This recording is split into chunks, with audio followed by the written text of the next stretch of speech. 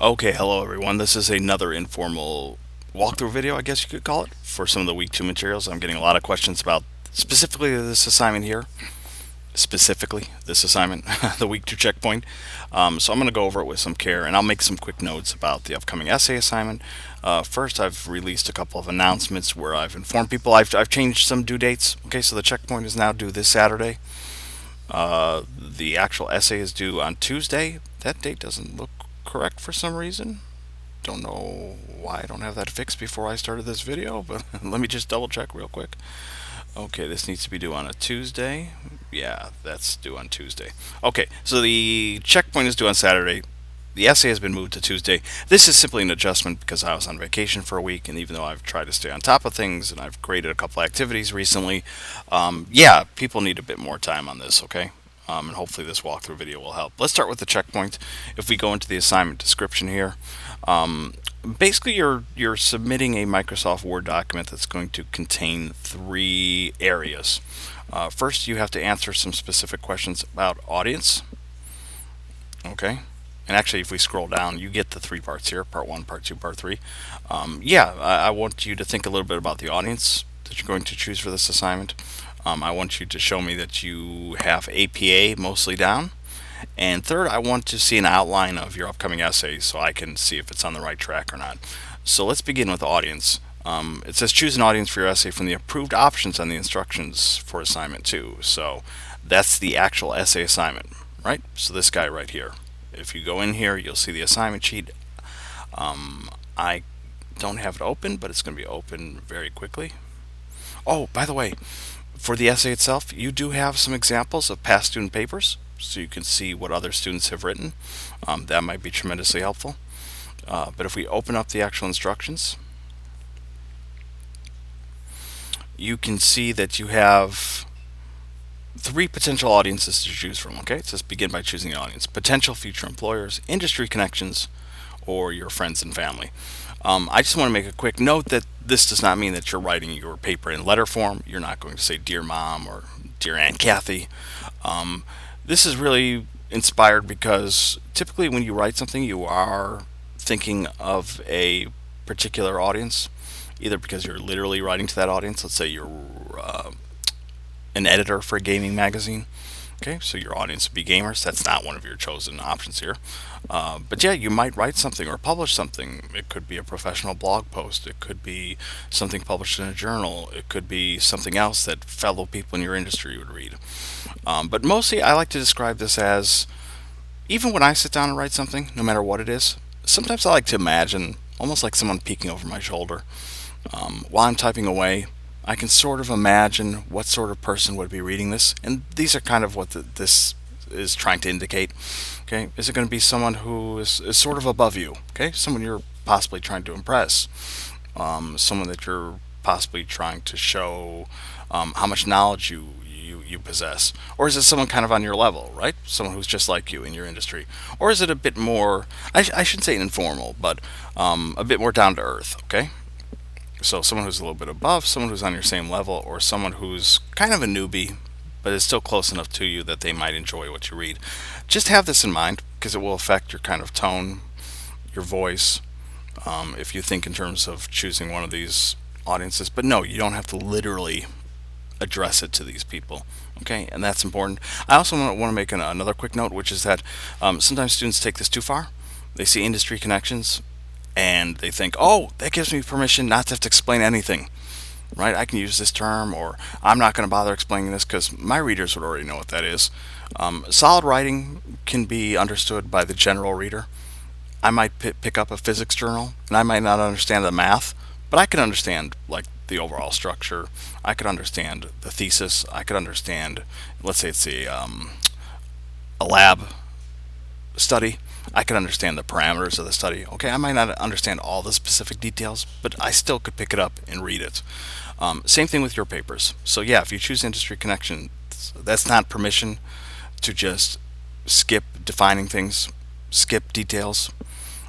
Same thing with these other two categories. Okay, with your family, that probably won't be an issue. But sometimes, yeah, students get too casual here. They think, oh, it's addressed to my family, so I'm going to use a really, really laid back approach. No, I mean, these essays still need to be written in a professional style, okay? But yeah, one of these three audience types should influence the choices you make as a writer, and that's what part one is asking you to consider. Choose an audience, so choose one of those three, and then write a brief paragraph where you address each of the following. Which audience have you chosen? Explain how the audience will affect your essay, affect your word choice, etc. Okay, so that's pretty basic. Part two, it requires another paragraph. Um, it says write a body paragraph for your essay that demonstrates good paragraph structure and critical thinking, and that also includes information from your sources. Yeah, ideally you should be writing a paragraph that you could see becoming part of your paper. I think that's most useful. Why not kill two birds with one stone? I'm most interested in your handling of APA.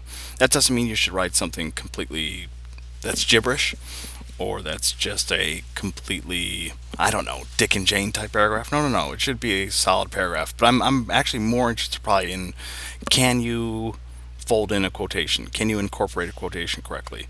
Can you cite things correctly? And let me give this reminder that you have this APA walkthrough video. Okay, I created this for students. No other instructor has this. The video covers formatting, right? How to set up your paper. It also shows how to create the references page. It doesn't cover in-text citations because that's sort of difficult to get into in a video, but you do have this companion thing, or it should be here. It looks like I need to drag that in. While I'm dragging that in, I'm going to keep talking. So you're going to write a paragraph, okay, that could function in your essay. But what I really want to see is, can you incorporate a quotation and cite it correctly? Remember, it's not just direct quotations that need to be cited.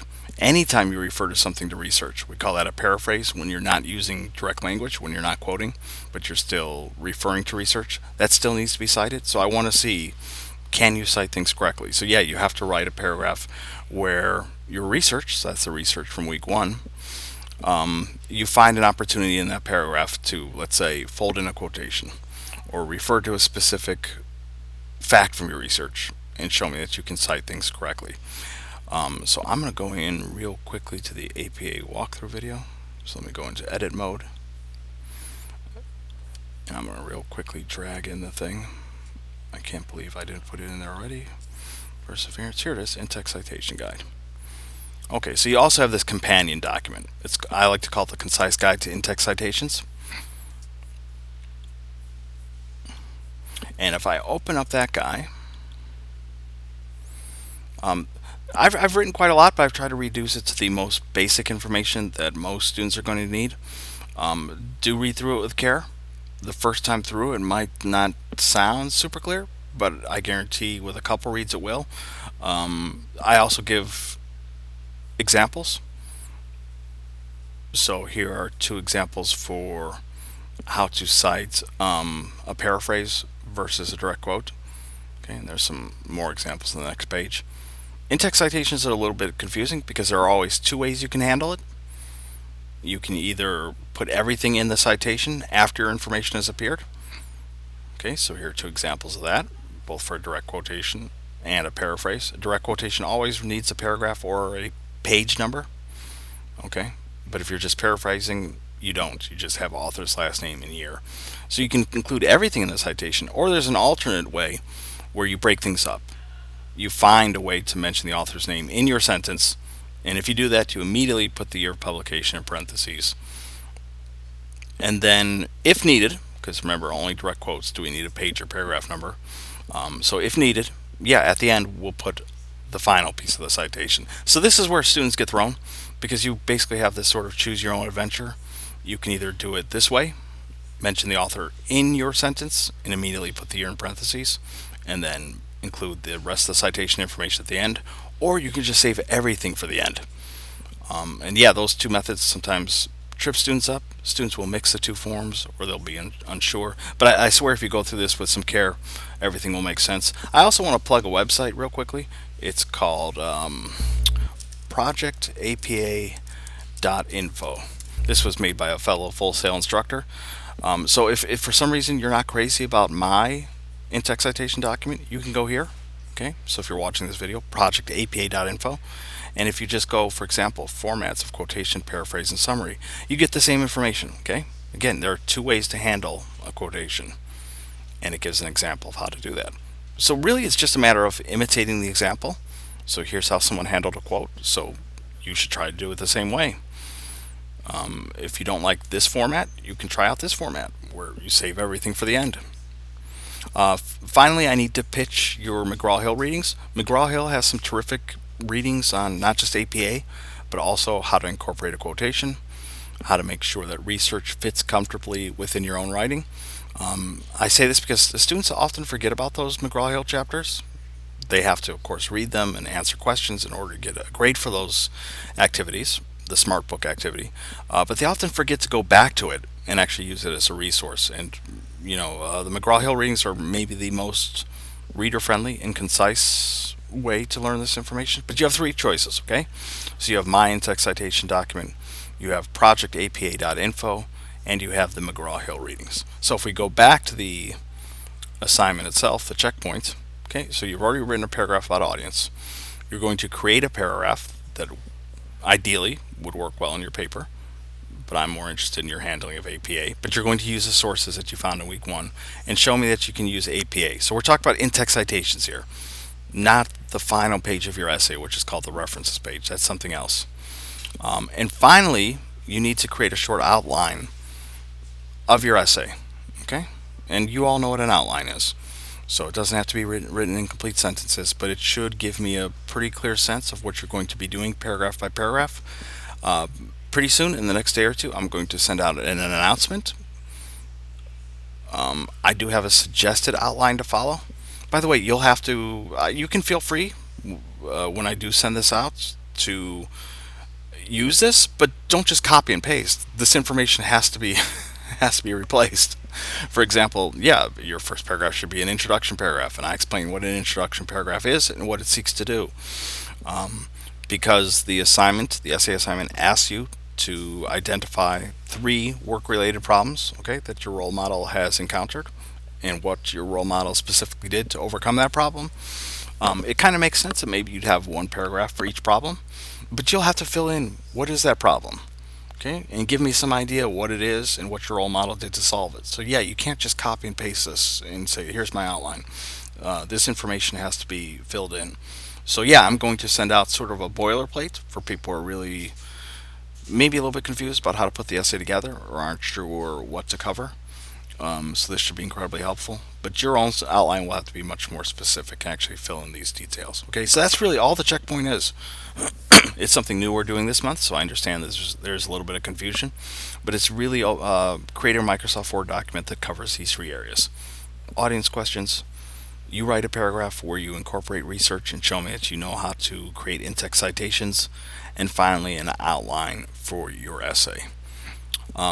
Real quickly, there's also the essay assignment. So if I go back to the main page here, okay, looks like there's a lot of stuff, but a lot of it's pretty basic stuff. So there are the lectures, there's some more Smart Book activities, which hopefully you learned from week 1 are pretty simple, pretty easy to do, right? Pretty easy points. There's an APA walkthrough video. Please watch this because a whopping 20 points goes to APA. And I always say it's the easiest 20 points to earn or the easiest 20 points to lose. And in this video, I literally hold students by the hands and show how to double space the essay, create the cover page, create a header, insert page numbers. Okay, so if you just follow this video step by step, you should have 0 problems. We've just talked about the checkpoint. There's a Learn Smart Achieve module to complete. Lots of busy work, I know, but they're pretty easy tasks. But here's the big guy, of course, your first essay draft. And as the lecture videos indicated, your essay draft should be the strongest possible work you can hand in. Okay, so it's not a draft in the sense that it's incomplete or that's very, very rough or that it hasn't been proofread. Okay, it should be your very best work. But if we go into this assignment, I already have the assignment sheet open. This is key here, the instructions, because this kind of reminds us what we're trying to do. You're writing an essay where And I know the language can be a little bit confusing. You can either choose one giant problem that your role model encountered. If that problem was big enough that your role model had to do three specific things to solve that problem. So I don't know. Imagine someone in the music industry who had a huge PR problem, or think about Eminem. Remember back when he had all those criticisms lodged against him about homophobia, sexism, right? Maybe he did three specific things to overcome that problem. Maybe he went on an apology tour. Maybe he started appearing on talk shows or giving more interviews. Maybe he donated something to charity. Or actually, this actually did happen. He performed with Elton John at the Grammys, which was seen as a sign of him kind of, making up for those issues. So yeah, if there's one ginormous problem that your role model faced, again, we're talking career-related issues, okay? Not personal stuff, not stuff from childhood, stuff related to that person's industry, career. And if they took three separate methods to solve it, great. Very few students choose this option. I'd say more than 90% choose this option. I don't know why that is. Maybe it's because it's difficult to find that one huge problem that required three, kind of a multi pronged attack from your role model to overcome it. Most students choose this one here. Find three different problems and discuss how your role model took care of each one. Of course, we can replace the word problem with challenges, obstacles, okay? But again, career related. But note these final two bullet points here. The essay also asks you to discuss what you learned from your role model, about how to solve problems, and how you'll use these same techniques later when you enter your industry, or even here at Full Sail. Okay, so basically the future, either during your future time here at school or once you enter your career field yourself, how you'll be able to use what you just learned from your role model, because that's really the goal here, is to learn from an industry professional, to not only learn about the sorts of obstacles that exist, but what they did to overcome those obstacles, because you might find it useful one day. So yeah, be sure that your essay is fulfilling these three bullet points. And again, the suggested outline, do I still have it open, that I'm going to send out as an announcement, will this actually functions two ways. It helps people who are unclear about organization and how to put together the essay, but it also acts as a sort of reminder for what needs to be included in the essay. So if you go through this, you'll notice that it hits all three of those bullet points. So that might be something useful to look at as well. Okay. I think I've covered everything in this Q&A session. Mostly I was getting questions about the checkpoint. Okay, hopefully that's a little bit clearer now.